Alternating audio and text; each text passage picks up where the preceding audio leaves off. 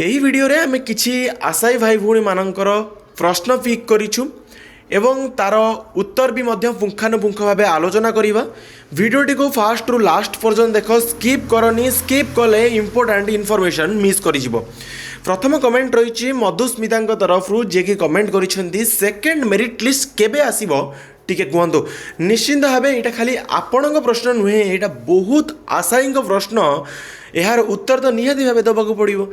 ଆପଣଙ୍କର ଯେତେବେଳେ ଡିଭିଜନ ବେଞ୍ଚର ଅର୍ଡ଼ର ଆସିଲା, ସେଇ ଅର୍ଡ଼ରରେ ଯାହା ଲେଖାଯାଇଛି, ଯାହା ଆମେ ଅନୁମାନ କରିପାରିବା ସେଇଟା ହେଉଛି ଯେ ଯେଉଁମାନେ ଆପ୍ରୋଚ୍ କରିଛନ୍ତି ଏବଂ ଯେଉଁମାନେ ଆପ୍ରୋଚ୍ କରିନାହାନ୍ତି, ଏଇଟା ଦୁଇଟା ଉପାୟରେ ହେଇପାରିବ ବା ଦୁଇଟା ଏହାର ପସିବିଲିଟି ହେଇପାରିବ। ଗୋଟେ ହେଉଛି ଯେଉଁମାନେ ଡିଭିଜନ ବେଞ୍ଚକୁ ଯାଇଛନ୍ତି ସେମାନେ ହୁଅନ୍ତୁ କିମ୍ବା ଯେଉଁମାନେ ଡିଭିଜନ ବେଞ୍ଚକୁ ଯାଇନାହାନ୍ତି ସେମାନେ ହୁଅନ୍ତୁ। ଏଇଟା ହେଉଛି ଆଉଟକମ୍ 1। ଯଦି ଆମେ ଆଉଟକମ୍ 2କୁ ଦେଖିବା, ଆଉଟକମ୍ 2 ହେଉଛି ଆପଣଙ୍କର କ୍ଲିଅର କଟ୍ ଭାବେ ଦେଖିବାକୁ ଗଲେ ଯେ ଯେଉଁମାନେ ସିଙ୍ଗଲ ବେଞ୍ଚ ଯାଇଛନ୍ତି କିନ୍ତୁ ଡିଭିଜନ ବେଞ୍ଚ ଯାଇନାହାନ୍ତି, ସେଟା ବି ମେ ବି ହେଇପାରେ। କିନ୍ତୁ ଟୋଟାଲି ଡିପେଣ୍ଡ କରୁଛି ବର୍ତ୍ତମାନ ଓସେପା ଏସ୍ଏମ୍ଇ ଡିପାର୍ଟମେଣ୍ଟ ଉପରେ ଯେ ସେମାନେ କ'ଣ ଚାହିଁବେ। କାହିଁକି ଏ କଥାଟା କହିଲି, ଏ ଲାଇନ୍ଟା କାହିଁକି କହିଲି, ତାହାର ବି ମଧ୍ୟ କିଛି ରିଜନ୍ ଅଛି। ଯଦି ଚିଫ୍ ଜଷ୍ଟିସ୍ ଅର୍ଡ଼ର ଦେଉଛନ୍ତି ତାହା ପର୍ଟିକୁଲାର ଗୋଟେ ଟାଇମ୍ ଫ୍ରେମ୍ ଭିତରେ ଦେଇଥିଲେ ସେ ଅର୍ଡ଼ରଟି କାର୍ଯ୍ୟକାରୀ ହୋଇପାରିଥାନ୍ତା, କିନ୍ତୁ ଚିଫ୍ ଜଷ୍ଟିସ୍ କୌଣସି ପ୍ରକାର ଟାଇମ୍ ବାଉଣ୍ଡ ଅର୍ଡ଼ର ପ୍ରୋଭାଇଡ଼ କରିନାହାନ୍ତି। ତାମାନେ ଓସେପା ବର୍ଷକ ଭିତରେ ବି ବାହାର କରିପାରେ, ଗୋଟେ ଦିନରେ ବି ବାହାର କରିପାରେ, 6 ବର୍ଷ ମଧ୍ୟରେ ବି ମଧ୍ୟ ବାହାର କରିପାରେ। ଏହା ଉପରେ ଆପଣଙ୍କ ମତାମତ କ'ଣ? ନିଶ୍ଚିନ୍ତ ଭାବେ ଆପଣ କମେଣ୍ଟ ସେକ୍ସନରେ କମେଣ୍ଟ କରିବାକୁ କଦାପି ଭୁଲିବେନି। ଏବେ ଯିବା ନେକ୍ସଟ କମେଣ୍ଟକୁ। ନେକ୍ସଟ କମେଣ୍ଟ ବି ମଧ୍ୟ ସାଜନ ନାୟକଙ୍କ ତରଫରୁ ରହିଛି। ସେମ୍ ପ୍ରଶ୍ନ ରହିଛି, ଏହାର ପୁନରାବୃତ୍ତି କରିକି ଆପଣମାନଙ୍କର ମୂଲ୍ୟବାନ ସମୟ ନଷ୍ଟ କରିବି ନାହିଁ। ଏବେ ଯିବା ନେକ୍ସଟ କମେଣ୍ଟକୁ। ନେକ୍ସଟ କମେଣ୍ଟ ରହିଛି ମାନସ ମେହେରଙ୍କ ତରଫରୁ, ଯିଏକି କମେଣ୍ଟ କରିଛନ୍ତି ଲୁସେଣ୍ଟ ବୁକ୍ କି ମୁଁ ଗୋଟେ ଯେତେବେଳେ ଆମେ ପ୍ରାକ୍ଟିସ୍ କରୁଥିଲେ SSD କ୍ୱେଶ୍ଚିନ୍ ଆଣ୍ଡ ଆନ୍ସର୍ 2025 ଆଜି କମ୍ପ୍ୟୁଟରର 100ଟି ପ୍ରଶ୍ନ ପ୍ରାକ୍ଟିସ୍ କରିବା ଅବିକଳ ଏହିଭଳି ପ୍ରଶ୍ନ ଆସିବ। ତ ସିଏ ଯେଉଁ କମେଣ୍ଟ କରିଛନ୍ତି ତାର ଉତ୍ତର ମୁଁ ଦେବାକୁ ଚାହିଁବି ଆଜ୍ଞା ହଁ, ତାହେଲେ ମୋତେ ଲାଗୁଛି ଆପଣ ଜଣେ ଟ୍ୟାଲେଣ୍ଟେଡ଼ ଷ୍ଟୁଡେଣ୍ଟ। ମୁଁ ଗୋଟେ ভিডিও প্রোভাইড করেছিলি যেটাকি পোস্ট গ্রাজুয়েট টিচর রিক্রুটমেন্ট 2025 দরমা 46,000 রু আরম্ভ, আবেদন তারিখ 432 পদবী পাই আসিলা বিজ্ঞপ্তি, সুবর্ণ সুযোগ বলি মু গোটে থম্বনেল প্রোভাইড করেছিলি এবং ভিডিও বি মধ্যে পব্লিশ করেছিলি। সেতিরে গোবিন্দ রণা কহিছন্তি ফলস নিউজ।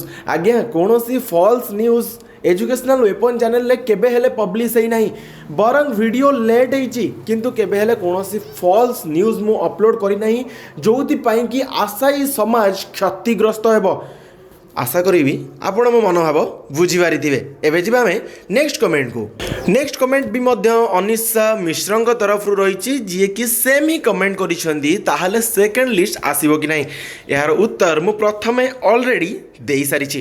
एबे जिबा नेक्स्ट कमेंट को। नेक्स्ट कमेंट रही शिवर्जुन मिस्त्रीଙ୍କ तरफ जी कि कमेंट करिसेंती ओसेबा को निया लगाई देबा दरकार। आमे कोनोसी प्रकार प्रहसन को एठी सम्मति प्रकाश करूँ ना एवं एभली अमानसिक कांड को केबे हेले आमे सम्मति दबू ना। आशा करी आपण मोर अर्थ को अनर्थरे नेबे ना एवं अर्थ को उचित अर्थरे बुझे। एबे जिबा नेक्स्ट कमेंट को। नेक्स्ट कमेंट रही महान गालुआ को पाखरु कमेंट, तांकर कमेंट रही ए जस्ट आपण माने पढ़ी पारुथिबे। यार पढ़ी मो वीडियो को मु रिव्यू रे आनिबा को केबे हेले चाहिबे नै।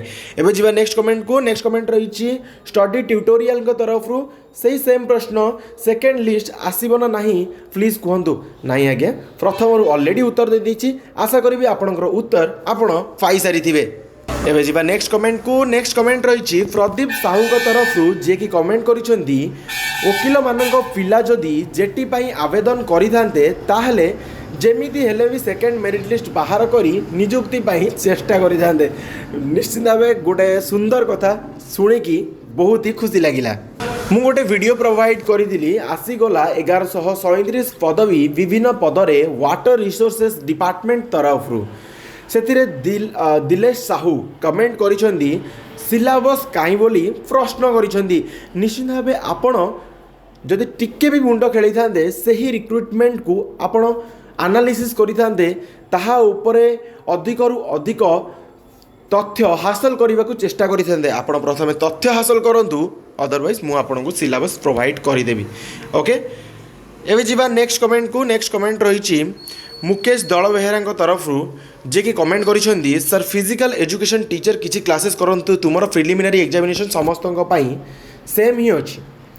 ତ ସମସ୍ତଙ୍କ ପାଇଁ କ୍ଲାसेସ୍ ହେଉଛି, ତୁମମାନେ ସେଇ କ୍ଲାसेସ୍ରେ ଜଏନ୍ ହେଇଯାଅ, ତୁମମାନଙ୍କ ପାଇଁ ବହୁତ ହି ବେନିଫିଟ୍ ରହିବ।